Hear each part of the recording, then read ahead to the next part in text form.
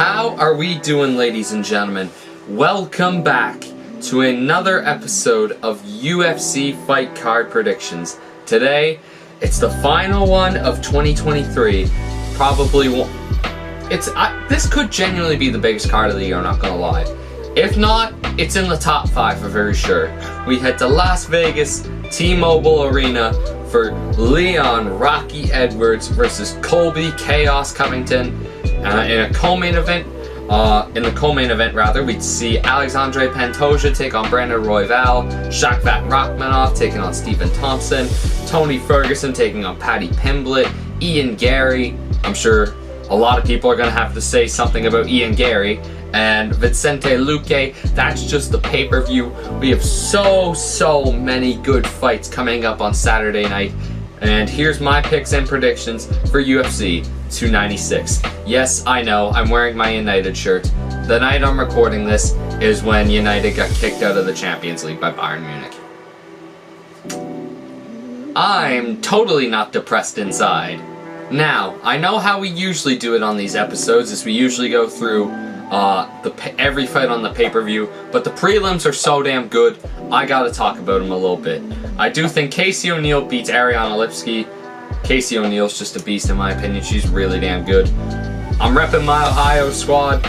You know, if you guys know me, Ohio is very close to my heart, especially Cleveland. But Cody Garbrandt, I think he gets the double for Brian Kelleher. I hope the old Cody comes out in this one. Just don't get too kill or be killed mindset. I think Irene Aldana gets back to what Irene Aldana does best and doesn't freeze with someone not known as Amanda Nunes in front of her. I think Irene Aldana will get Carol Rosa out of there. I think that's how you say her name, my bad. And the final fight on the ESPN prelims is Josh Emmett versus Bryce Mitchell. Fair play to Bryce Mitchell, taking this on, 2 weeks notice? That takes some balls, but I'm rocking with Josh Emmett in this fight. I'm with the power in Emmett's hands and how bad Bryce was beaten up by Topuria in his last fight. I can see Emmett getting the dub here. So prelims, we're going Emmett, Aldana, Garbrandt, and O'Neill. All red corner. Fantastic. Let's get on to the pay-per-view. Alright, this first fight we're going to talk about, I'm sure is going to have a lot of comments down below. Ian Machado Garry, or Ian Garry as I like to call him, faces Vicente Luque at a welterweight belt at 170 pounds. We know welterweight's 170 pounds. We're UFC fans. Ian Garry puts his undefeated record on the line versus former training partner and former friend Vicente Luque. Now, I see this fight going 2 ways. If it stays on the feet, I'm going with Ian Garry every day of the week. And if it goes to the ground, I mean, Ian Garry's good on the ground, but I'll rock with Vicente Luque. This is honestly a pretty even match fight, but I mean, both are I'd say both are very well rounded and they both have their skills on the ground and on the feet. But looking at it from a face value, I mean, on the ground, I'd put my in a jiu-jitsu matchup, I'd put my money on Luque, but in a striking contest, I'd put my money on Garry. I don't see this going past or seeing the 3rd round, to be honest. I think with how violent these two are, I can see a finish coming up in this fight. Ian Garry has got 4 inches in height on him. Luque's 5'11", Garry 6'3". It could be an interesting one, this fight, but I mean, personally, I'm gonna rock with Ian Garry. I think he's able to. I mean, if he's able to have cameras and all this stuff on him all the time and deal with all the negative press he's been dealing with, I mean, I think Ian Garry can cope with that pretty well. He seemed to not really give a darn about what's been said about him and all this fun stuff. I mean, if he wins, I would love to hear him on the mic afterwards and just to see what the crowd goes. It would be funny to see, but I'm gonna rock with Ian Garry in this one, and hopefully no wags will be made in the process. Oh, I forgot to mention what round Ian Garry's gonna win. I'll say Ian Garry gets a 2nd round TKO. I don't think any of these guys are going to get knocked out by any means. I think they got shins but this is going to be a fun, brutal fight, I'll say that. Oh boy. Next up at 155, Paddy the Baddy Pimblett, those who know, versus Tony Ferguson. El Cucuy. Man, if he loses to Paddy the Baddy, it's over. It's really over. Man, I remember when I was coming up in the, like when I started watching UFC, for those who don't know, my first venture into combat sports was the Mayweather-McGregor fight. Then all the YouTube stuff happened. Then I got into UFC and found out about George St. Pierre. As a Canadian, that was huge for me, watching George St. Pierre go out and beat Michael Bisping that night at Madison Square Garden. And yeah, then I got following UFC lightweights, and then the whole Khabib-Conor story happened, and then I met Tony Ferguson was supposed to fight Khabib before the whole Khabib and Conor stuff happened. That week, what fight card was that? 223, I think it was. My God, that is a crazy fight week to look back at between Tony, Ferguson, Tony, Holloway, Iaquinta, all supposed to fight Khabib in the space of a week. Conor McGregor throwing a dolly at him while he's in the bus, and then I'll never forget that Tony Ferguson performance. After crap. No. Yeah, it was before Conor and Khabib. They had Tony as the co-main event against Showtime Pettis. I'll never forget how good Tony performed that night, man. I really won't.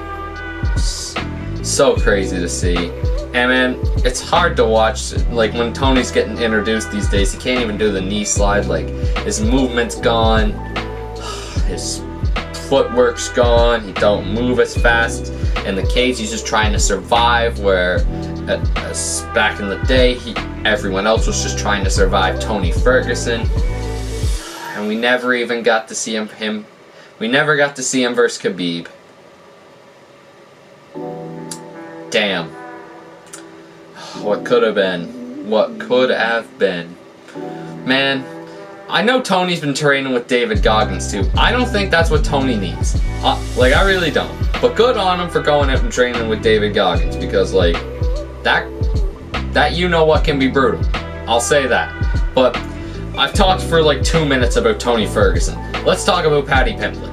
Paddy Pimblett, coming off of a shoulder surgery, had a crap performance last time out against Jared Gordon, and you could argue he was lucky to get that win. I remember scoring it for Jared Gordon in the moment when it happened, and when Paddy's name was drawn, I was pretty surprised, but I don't know, maybe it's something about fighting outside of England for him.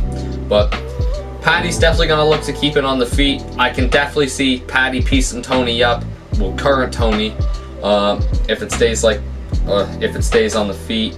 And the way Ferguson has reacted to strikes lately, the way I see this fight going is I can see Tony having a solid round one, Paddy starting to put his youth into test and putting the pace on Tony Ferguson, and then round 3. Oh my God, I'm an idiot. I think round 3 is when Paddy just finishes him off. Oh, it's hard, man. You know what? Screw logic. I'm gonna take Tony Ferguson because my heart and brain want it. But, well, my heart wants it. My gut feeling and my head tells me Pimblett's gonna win. But screw it. We rocking with T-Ferg. He's gonna pull out the decision and hopefully just retires. Please, Tony, you don't need to put yourself through this anymore. Please. Next up on the pay-per-view, a very interesting welterweight clash this one. Why does I hate when my shirt gets so tight like this. I'm getting off track, but Shavkat Rakhmonov, Laura Sanko's boyfriend, against Stephen Wonderboy Thompson. If you ever struggle to pronounce Shavkat Rakhmonov's name, just say Laura Sanko's boyfriend. But anyway, we all know about Shavkat. This dude is electric.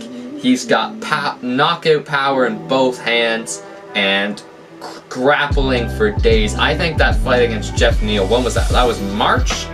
I want to say March, but that fight was just a beat down, man. Like, that fight was so perfect for Shavkat Rakhmonov. Like, that dude's a beast, and welterweights are really gonna have to be wary of him in the future. Like, imagine Shavkat versus Colby or Leon, man. Like, oh my god. Take my money. Like, just take my money. Unfortunately, Stephen Wonderboy Thompson's in his way. Now, is Wonderboy the fighter that he used to be? God, no. But can he outstrike anybody on this planet? God, yes. Stephen Wonderboy Thompson is legit. I mean, watching the man fight the way he does, he pulls up his side karate stance, bopping up and down, leg comes up over there. I can't get in the camera shot, but like, boom. Leg kicks by Wonderboy Thompson. That man is legit. That man is a legit striker. But if Shavkat can work some angles, there's a fly flying around me, but Shavkat can work the angles, get Wonderboy against the fence, get the takedown, I think Shavkat absolutely dominates Wonderboy. He just pin him there, get him in any submission he wants. I mean, I feel like if Shavkat will get him in any submission, I can see it being an arm and triangle for some reason. I don't know why, but yeah, I've done jiu-jitsu for like 3 months, fellas. My jiu-jitsu is not the best here, but Shavkat, you know, beast on and off the ground, but the striking advantage is definitely in Wonderboy's favor. What's interesting here is you don't see many people that are taller than longer than Wonderboy Thompson. Shavkat is both. Think about that for a second. This man overpowers Wonderboy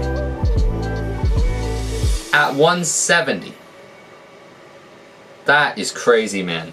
I mean, I don't think Wonderboy will get finished in this fight. I think Rakhmonov will get the win, and I think Rakhmonov will win by decision. It's going to be a close one. I'm looking forward to it, but I do think Shavkat will get the win against a very legit striking contender, and hopefully after this fight, Wonderboy, like, fair play to Wonderboy. He's got some balls on him to take this fight. Especially, how old is he? He's almost 41, ain't he? He might even be 41 by now, but man, I really hope that Wonderboy can fight someone that he knows he can beat in his last fight, give him a main event, and Wonderboy can retire off into the sunset. Man, all my heroes of like when I first started watching UFC are all retiring. Sad, man. It's absolutely sad. I'm here having like a half emotional night. I guess United have put me in an emotional state, but like, holy. And we have arrived at the co-main event of the evening. Christ. Alexandre Pantoja versus Brandon Royval in the co-main event of UFC 296.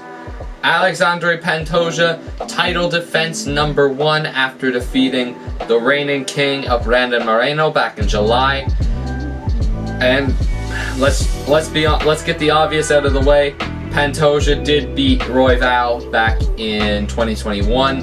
I have not watched that fight. I did not watch it when it happened. I haven't watched it since.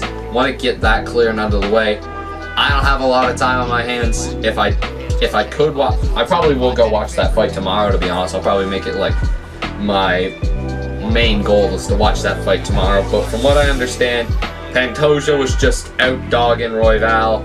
Kind of like what he did to Moreno almost. I mean, Pantoja and Moreno was just scrapped from one bell to the other. And Pantoja, I mean, he's just a beast. Pantoja is a beast. He's got the heart of a champion, the skills of a champion, and he's earned it. There's no other way around it. Alexandre Pantoja has earned to be the UFC Flyweight Champion. No shadow of a doubt in my opinion. But Brandon Royval, I do think his length will be will give Pantoja some more challenges, but I mean, I just see Pantoja being everywhere in this fight.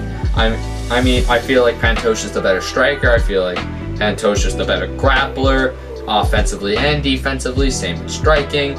I do feel like Brandon Royval, if he sticks behind his jab and keeps bopping and moving, classic boxing style. I know MMA is not boxing, but if he tries to implement that sort of style, keep him at a range, keep him at a distance, I do think Brandon Royval will see some success and maybe win a round or two. But I think Pantoja can answer those questions and can respond if something he doesn't expect to happen or something isn't going his way. I think Pantoja and his team are good enough to find the answers in the fight. I'm going to rock with Alexandre Pantoja. I'm going to pick Pantoja by a 3rd round finish. And yeah, that's all that needs to be said. Main event time. Oh baby. Oh baby, baby, baby. Leon Rocky Edwards versus Colby Chaos Covington. Oh my goodness. This fight, I don't feel like this fight is hyped up enough as it should be.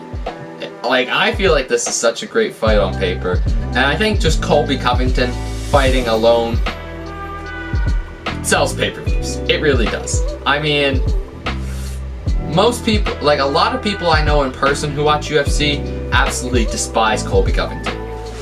And I understand why. But that's what he wants. Covington wants you to despise him. And I'm a Jorge Masvidal fan. And I'm saying this. Colby Covington wants you to despise him, so you tune in to watch him lose, and he wins. The only guy he hasn't beaten is Kamaru Usman. And that's who Leon has beaten not just once, but twice. And the first time he beat him was with a phenomenal head kick that was heard around the world. I remember that night in Utah. That's a year and a half ago. Where does this time go? This time just flies, man. I swear to God, it is crazy. But Leon Rocky Edwards facing Colby Chaos Covington live from Las Vegas. But let's talk fighting styles. I feel like it's some similarities to the fights you were talking about before. On the ground, I'll rock with Colby Chaos. At the top, or on the feet rather, I'm rocking with Leon. I feel like Leon's striking doesn't get the credit it deserves. He's phenomenal at getting at angles, pushing, moving fighters to where he wants them to go. And from someone who's done striking for 5 years, that's a huge part of the game. Thinking one punch ahead. If I throw this punch, where will he move? If he moves over here, I want him over there. And I feel like Leon Edwards does that phenomenally. You look at some of the best strikers in the UFC, you look at guys like Israel Adesanya, Alex Pereira, they do that as well. So Leon Edwards is, in my opinion, one of the top 5 best strikers in the UFC. At least like striking or like boxing knowledge wise, at least. Because I think, yeah, like I said before, some of the angles, like the way he sets up shots, the angles Leon creates are some of the best in the UFC in my opinion. But there's going to be a certain pace put on him by Colby Covington that even Usman couldn't give him. Because I think Colby's shots will have less power. I feel like Colby's a lot less natural power of a guy than let's say an Usman or like some of the other guys Leon has fought, like Bilal Muhammad or RDA or whoever. But Colby Chaos, man, it's been a long time since Colby fought. In March it'll be 2 years since Colby's last fight against Masvidal. A lot of legal trouble since then, but Colby's back in the cage. That's what matters. Chaos is here. And God, if Colby and Ian Garry get in a back and forth in that press conference, man, I pray for Ian Garry, I ain't gonna lie. But such an interesting fight. Such an interesting fight, man. But if I have to predict this fight with everything I've suggested, I think inactivity is really gonna hurt Colby Covington. I really do. And I mean, I've been thinking about this for the last 2 months, but it really validated itself to me. I was listening to the Anik and Florian podcast last night when I was editing some videos, and Ray Longo was on the show, as he usually is, and Ray said, you know, when a fighter's not active and they hit a certain age, Colby Covington's 36 now. That's crazy to think, but they like Tony Ferguson, you know? I'm not saying Colby Covington is going to drop off like Tony Ferguson has. I'm not saying that in the slightest, but I mean, I think the pace of Colby Covington, especially where he's been active, like, he's obviously been training. It's Colby Covington. He's going to train, but I don't think the pace is going to be as strong from Colby, and I think Leon can very easily adapt to that, in my opinion. I feel like Leon can operate off his back foot, he can operate off his front foot, he can stuff takedowns. Like, Leon is legit, man. Leon is legit. So that leads to my prediction of this fight. I'm gonna rock with Leon Edwards. I'm gonna take Leon by a decision. It's gonna be a fun one. It is really gonna be a fun one in Vegas. I hope y'all love my predictions. I'm sure if you're fans of Colby Covington, Brandon Royval, Stephen Thompson, who else did I predict wrong? Well, Tony Ferguson and Paddy Pimblett were kind of in the middle. And what's his face? Oh my god, who's at the beginning of the fight? Let me check. I'm being stupid. Oh, Vicente Luque. I keep talking about Ian Garry so much. But yeah, no, those are my picks and predictions for UFC 296 live Saturday, December 16th from Paradise, Las Vegas, Nevada at the T-Mobile Arena, home of the Stanley Cup champion, Vegas Golden Knights. Man, that was a good little ring to it, but I can't wait for this press conference, man. It's gonna be fun to watch Colby talk some shit again. Yeah, oh man. Bring on 296, baby. Yeah, Leon is my pick in the main event. Let me know who you guys got for UFC 296 in the comments down below. Like and share this video with a friend, and subscribe with notifications turned on so you never miss my UFC picks and predictions. Until next time, guys, I will see you at UFC 297 for Strickland vs. Duplessis in Toronto. Man, I should mention this too. I wanted to go to Toronto for that fight card so bad. Toronto is my second home in a way. I know I cheer for the Cavs and pretty much everything, but like, well, Cleveland and pretty much anything. Cavs, Guardians, Browns, I root for them all, but like, I got a lot of family in Toronto. Toronto's kind of like a second home to me. I've put Toronto in this very vlog, in one of my vlogs, for Christ's sake, but $800, $872 was the cheapest ticket for UFC 297. Get real. UFC ticket prices are way too expensive. Noted. But anyways, guys, I will see you for the next predictions video at 297. I gotta stop talking because this video is gonna be too long. Take care and peace.